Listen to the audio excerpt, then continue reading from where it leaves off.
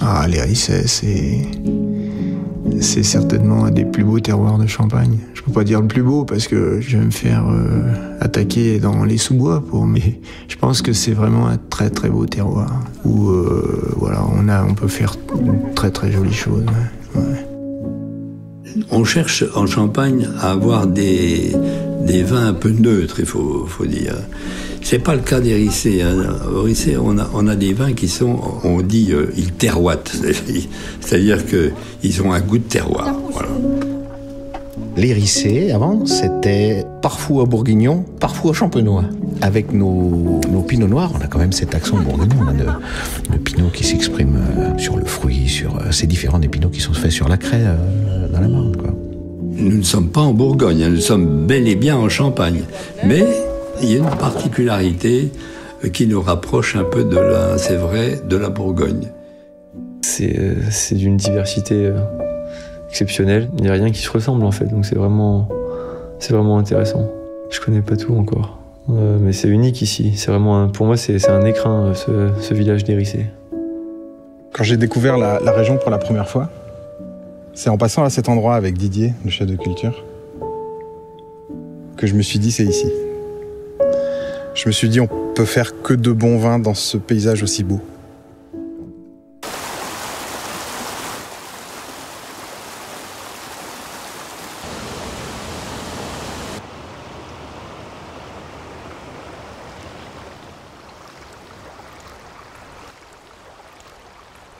Les Rissés, c'est au pluriel parce qu'en fait, il y a 3 villages. Il y a Rissé-Bas, qui est le village considéré comme le plus historique, avec la plus vieille architecture du XVIe siècle, son château, une très très jolie église. Rissé-Haut, où on se situe, Alexandre Bonnet, dans le cœur 18e du village. Et puis Rissé-Haute-Rive, qui est entre les deux, qui est collé à Rissé-Haut, qui a sa propre église également. Donc 3 villages. 3 églises, qui dépendaient de 3 évêchés. Tout est tertiaire au Rissé, avec les 3 appellations. Les Rissets, ouais, c'est le plus grand terroir de Champagne. Ouais. Pour nous, je pense, qui sommes ici tous les jours, c'est peut-être évident, mais c'est vrai que beaucoup ne le savent pas. Mais ouais, je pense que c'est peut-être aussi un des objectifs personnels de le démontrer à travers les vins. On parle beaucoup des vins du nord de la Champagne, on parle un peu moins des vins du sud.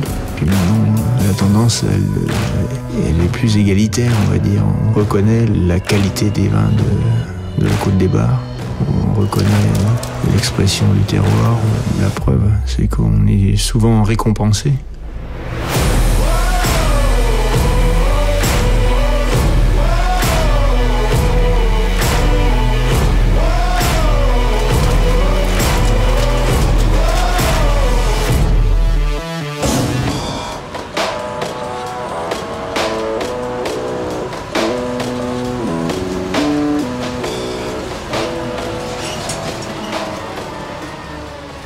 Vous avez une parcelle préférée?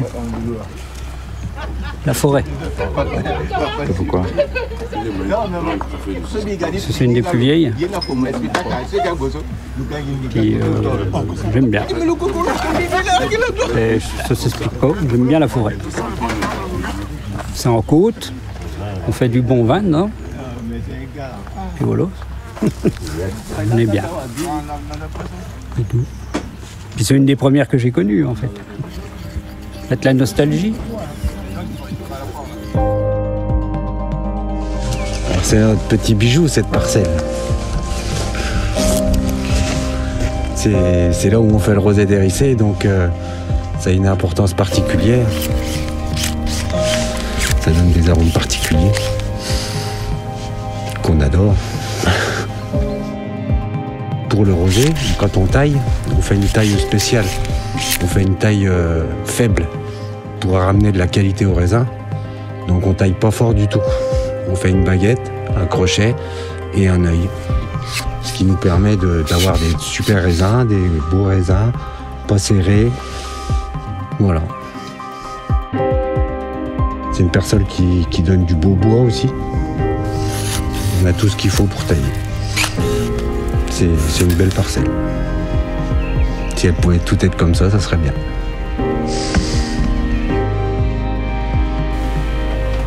C'est mon petit atelier où je fais les choses de passionné, on va dire.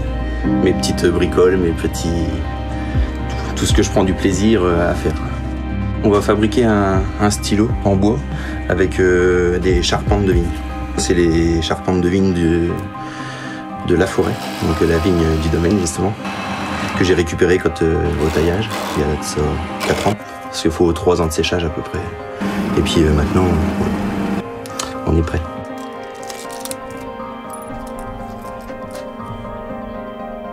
Le fait de pouvoir faire du rosé d'hérissé, c'est vraiment typique à notre village, à notre histoire aussi. Donc c'est pour ça qu'elle est si importante que ça, cette parcelle. Puis regardez la vue qu'on a d'ici.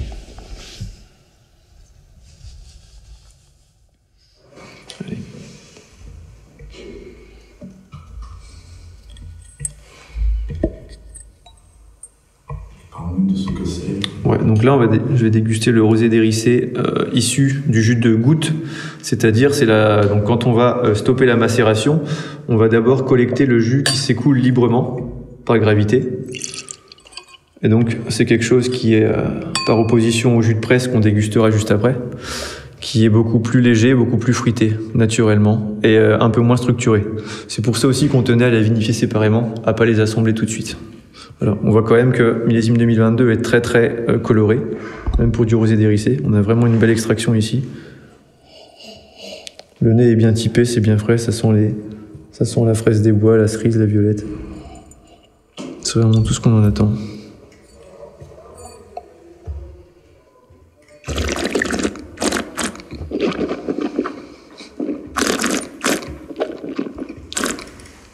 On a une belle structure en bouche. Je crache pas. Il est bien. Une très belle structure en bouche. Il n'y a pas d'agressivité, d'étanin ou quoi que ce soit. C'est vraiment quelque chose de très agréable. C'est quelque chose qui s'est gardé. Je me sens presque un peu privilégié de pouvoir la vinifier, donc c'est pour ça aussi que j'y prends énormément de plaisir pour le faire. Pour le déguster Aussi, bien sûr. À la vendange 23, je serai tout seul. Pour le déterminer, ce goût de ricé, Alain ne sera plus là, donc ouais. Ça va être important, je pense que ça va être une vendange très importante. À tous les niveaux, ouais. C'est plutôt, c'est spirituel, cosmique, quoi. C'est plutôt ce genre de choses-là. C'est ce besoin de contact avec le vin, rien que des fois d'avoir des moments tout seul dans une cuverie, je sais pas, où on s'y sent bien, quoi. Je sais pas, là, ça développe des choses, ça fait réfléchir. Ça nous donne des idées. Donc après, c'est pareil, en étant seul avec les vins, c'est un peu comme les bébés. J'essaie de les élever comme ça.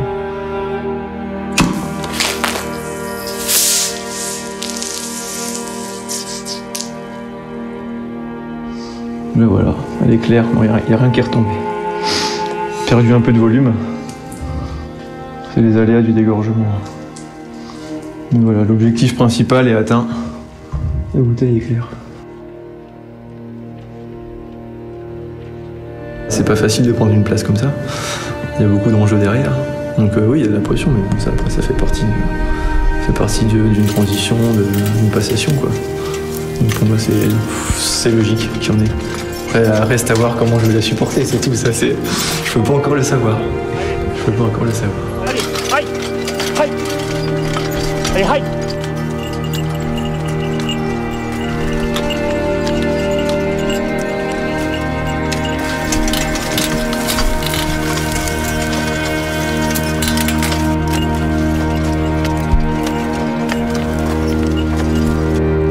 C'est assez difficile à décrire en fait. Ce côté spirituel, je sais pas, c'est du ressenti, ça peut être des frissons et des choses comme ça. Pour moi, c'est émouvant en fait, parce que ça. En plus, on n'a pas la même vision au gré des saisons. C'est quelque chose d'assez unique et sais pas si on est vraiment conscient de la chance qu'on a de pouvoir être ici tous les jours.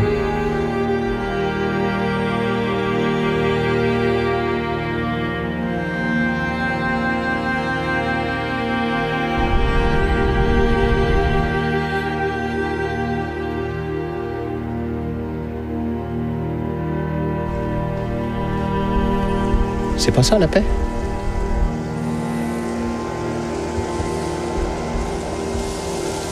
C'est ça la paix. C'est le vent dans les branches.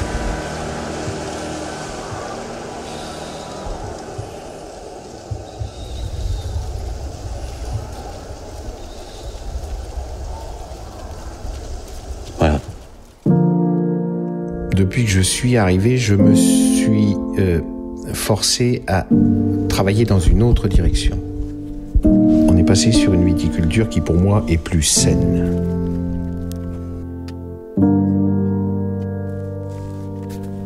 J'ai planté des arbres parce que ça me faisait plaisir.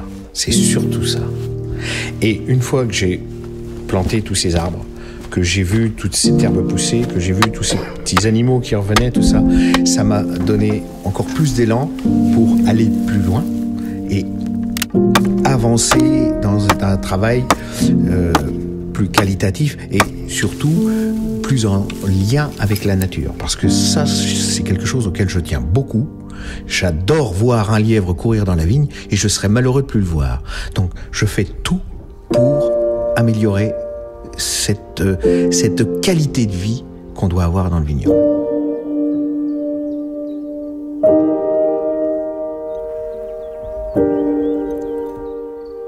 Alors une des particularités aussi du village des Rissés, c'est que quand on est dans le village, on ne voit pas les vignes. Donc il faut monter en altitude.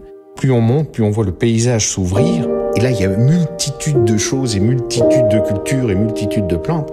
Et ce qui fait que c'est vraiment très sauvage. Voilà. Et ce sont les gens qui font le paysage et qui font que ce soit sauvage.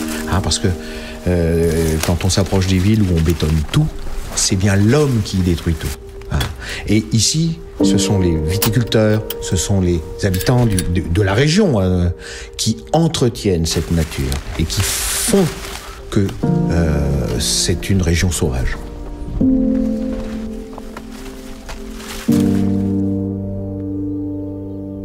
Je dirais que c'est difficile pour moi de parler du village où je vis parce que on ne voit pas les choses, on est habitué à y être. Hein.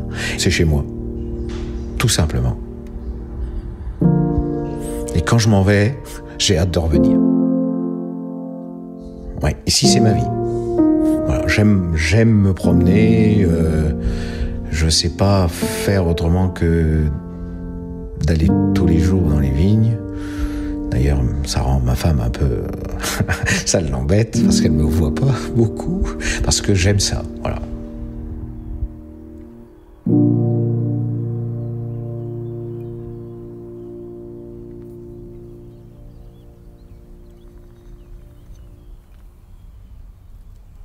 C'est l'endroit où on trouve le plus de variétés en Champagne. C'est aussi l'endroit où on trouve le plus de biodiversité. On a les vignes mêlées à la forêt, quelques champs en contrebas, et puis enfin on devine le village dans la vallée de la Laigne.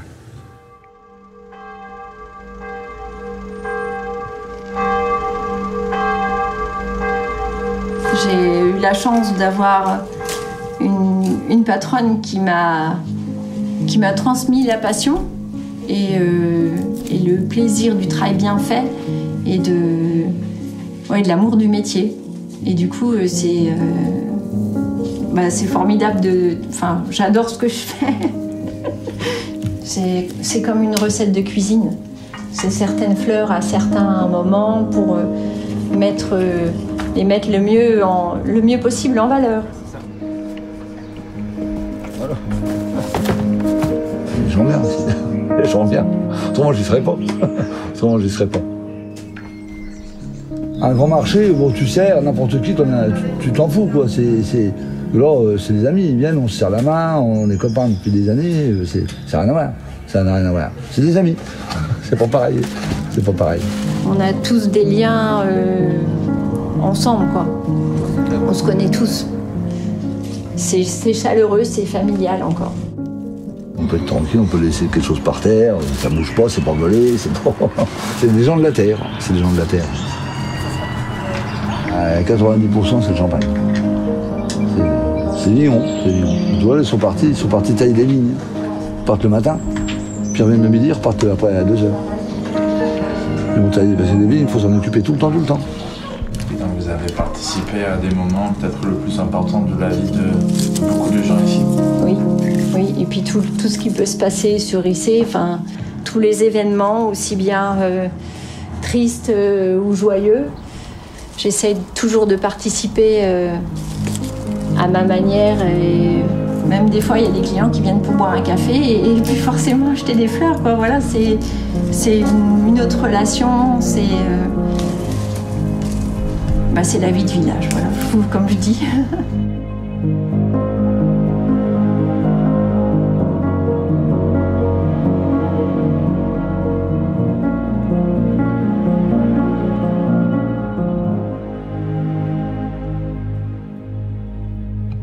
C'est un endroit rare.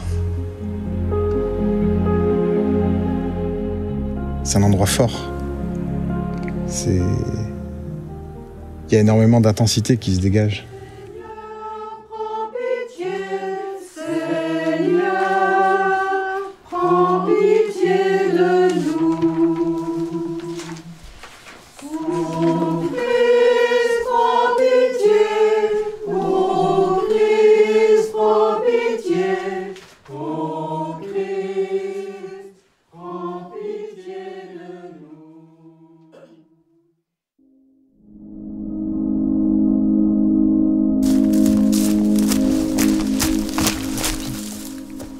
Je passe beaucoup de temps dans la nature d'une façon générale, c'est pour ça que je suis resté ici en fait. Il y a tout ici, il y a toutes les composantes pour être bien. Il y a à la fois les vignes, puis il y a les forêts, il y a les sentiers de randonnée, il y a tout.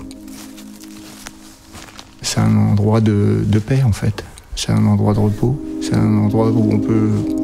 Quand on randonne et qu'on est en forêt, on pense à autre chose, on pense pas à son travail, on est vraiment l'esprit libre. C'est une façon de recharger un peu les piles.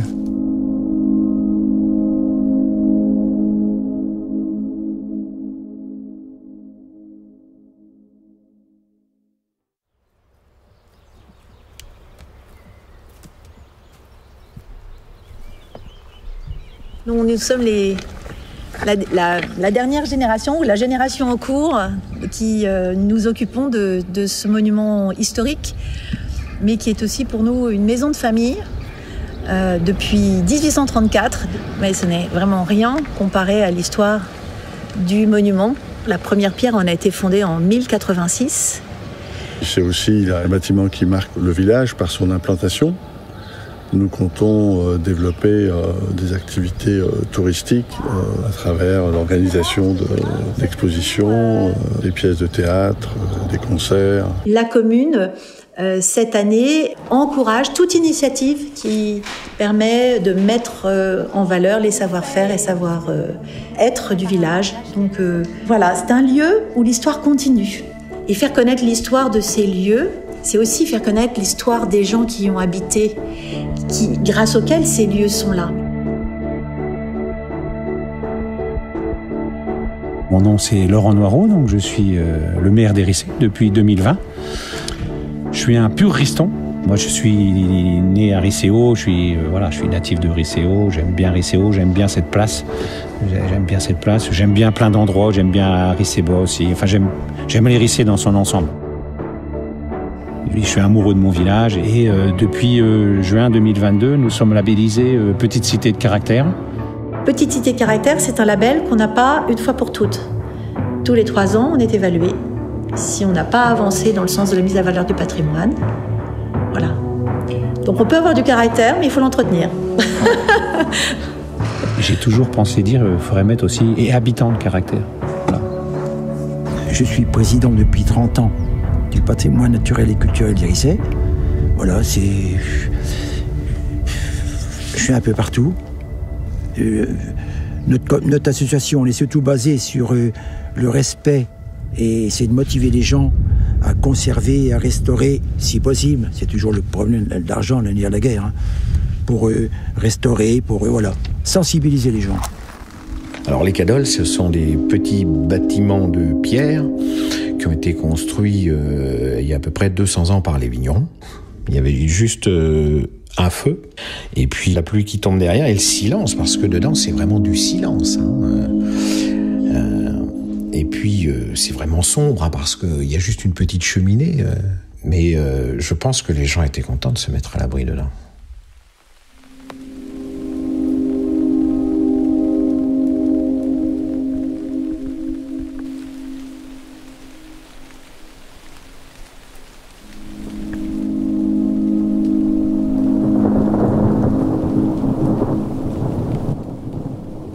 Celle-ci, elle a une histoire comme toutes les autres. Celle-ci était dans un état lamentable.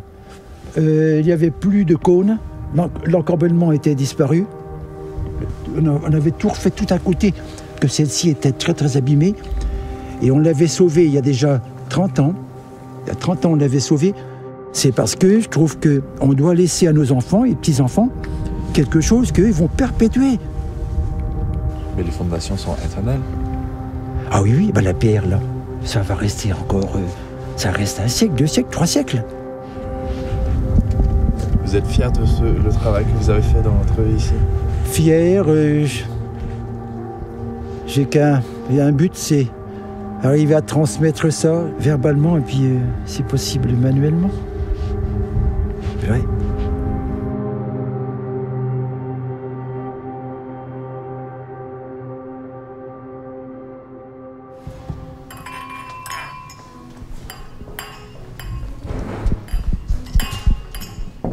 Vous êtes bien placé ici, vous êtes au là, cœur de... Là, on ne peut pas être mieux placé qu'ici, parce que quand vous arrivez au Rissé, c'est vraiment l'endroit où vous voyez en premier. Et les gens qui viennent ici, c'est plus des touristes, c'est des amateurs de vin, c'est tout à la fois, mais beaucoup des touristes étrangers, donc surtout belges, anglais, néerlandais. Et c'est aussi des gens qui viennent pour découvrir le seul village avec les 3 appellations. Donc Champagne, Rosé des Rissés et Coteaux Champenois. And you're champagne lovers? Yeah, absolutely. Yeah. What do you think of the wines compared to the rest of Champagne? They're nice and fresh. It's a less known region of Champagne. It's kind of the underdog. But what I like is that they use the grapes that are not that common. Ici, ce qui attire aussi beaucoup, c'est tout ce qui est randonnée. Parce que vous avez des beaux circuits randonnées pédestres, cyclistes, vraiment de quoi se balader pour les gens qui aiment tout ce qui est nature. And what book you guys saying? A book. We have an old book with all the wine regions in France. It's from 1993, so it's old. And we got Les Riches and Mr. Barnett. And this was a new region for us. We knew Champagne, we didn't know this region. So that's why we're here. It's lesser known, and I love the champagnes from here. They're nice, crispy, fresh, and different in compared to the well-known regions. So absolutely a little gem that's still hidden.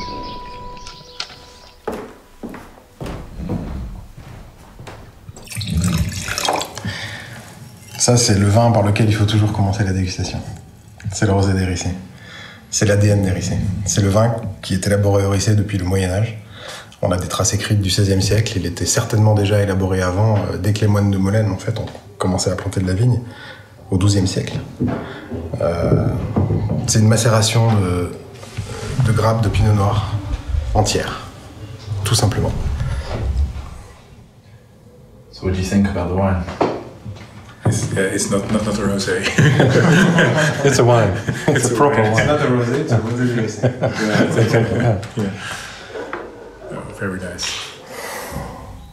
C'est un vin qui est pétri de paradoxes, parce que c'est un vin dont l'élaboration est d'une simplicité biblique, et en même temps c'est un vin qui est structuré, qui est profond, qui est puissant et très frais. Un vin très paradoxal. Un grand vin de gastronomie. Un vin associé avec Du gibier à plumes, par exemple. Perdreau, faisan, c'est idéal. C'est un grand vin de garde aussi. Sous nos pieds, on a plus d'une 40aine de millésimes qu'on sort de temps en temps en dégustation et à chaque fois, on est ébahi, épaté, étonné par la longévité de ce vin.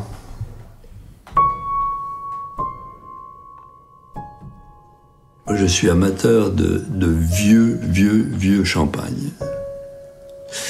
Et à la Maison Bonnet, il y a un trésor. Il y a des vieux champagnes, particulièrement en magnum, qui sont extraordinaires.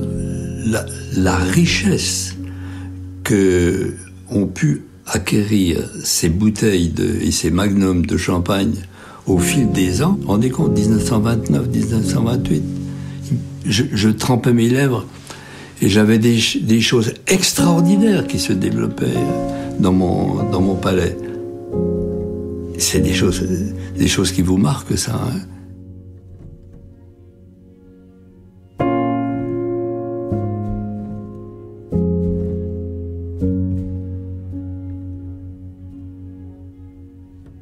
Bon, là, je tiens un très beau magnum. C'est un magnum de 1985. C'est en fait comme un bébé, puisque c'est mon premier millésime chez Alexandre Bonnet. C'est mon premier assemblage.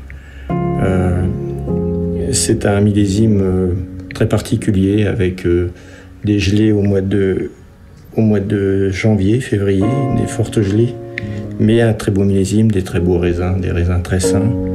Une vendange au mois de septembre. À l'époque, c'était encore possible. Et c'est un assemblage des meilleurs pinots noirs de notre domaine. Voilà, alors c'est avec beaucoup d'émotion que je vous le présente, parce que voilà, c'est ma première création ici. En plus du rosé d'Hérissey, qui avait été à l'époque récompensé, et qui est encore très très bon maintenant.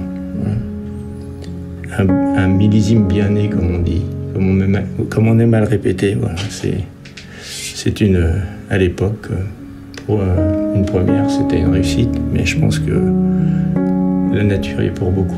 Il y a du travail, mais il y a aussi la nature qui nous permet de faire des choses aussi bonnes et aussi excellentes et aussi durables, puisque le vin peut durer, la preuve. Et cette année, c'est ta dernière année? C'est ma dernière vendange. Donc, pardon? C'est ma dernière vendange. Et c'est pareil, c'est beaucoup d'émotions pour moi en ce moment.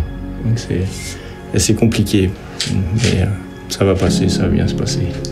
Je pense que j'oublierai jamais mon passage chez Alexandre Bonnet.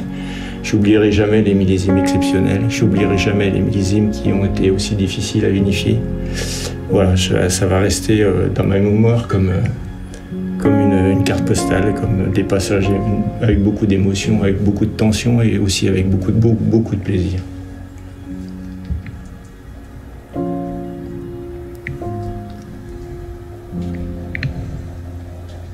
C'est bon? Très bien, oui. Merci.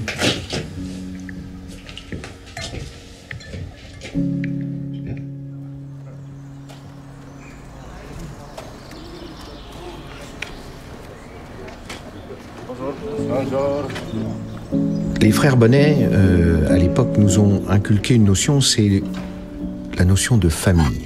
Et ça, c'est très important pour nous. Et on a essayé de garder cette ambiance de maison familiale et conviviale. C'est parce que ça fait partie du Champagne, mais ça fait surtout partie de la Côte des Bras. Ici, on est quand même dans un milieu très rural et les gens sont très liés. On est vraiment, on est très attachés à ces valeurs-là.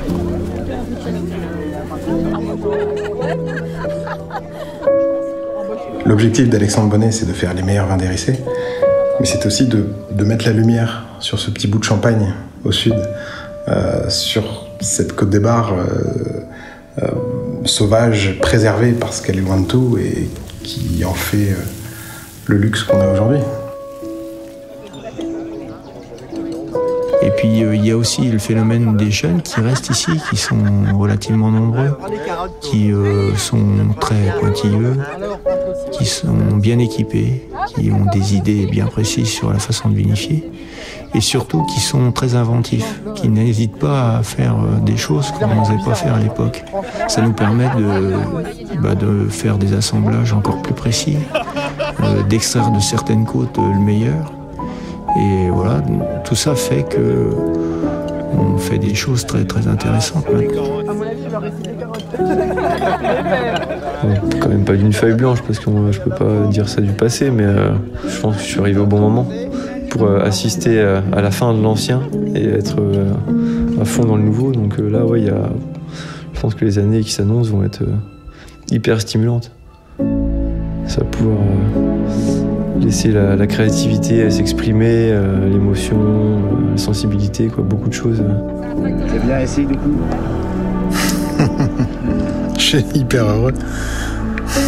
J'aime les Rissets. Puis c'est quand même ma maison. Pour moi, c'est pas un lieu magique.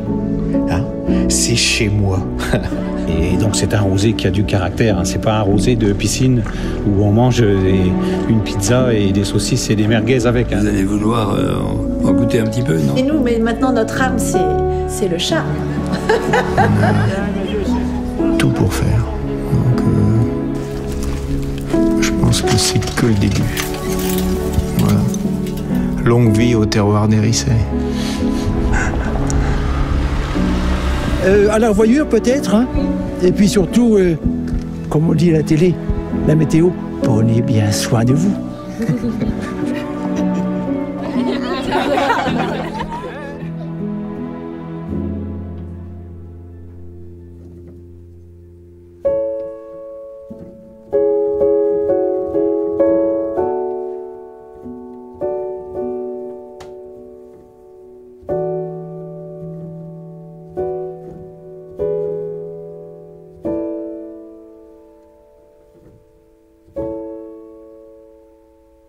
Hier soir, t'as fait quoi? T'as fait quoi hier soir? J'ai vu dans la coupe à maman. Et c'était quoi dans la coupe? Du champagne. Du champagne. Et est-ce que c'était bon? Piquant, mais oui. Ça pique, mais oui.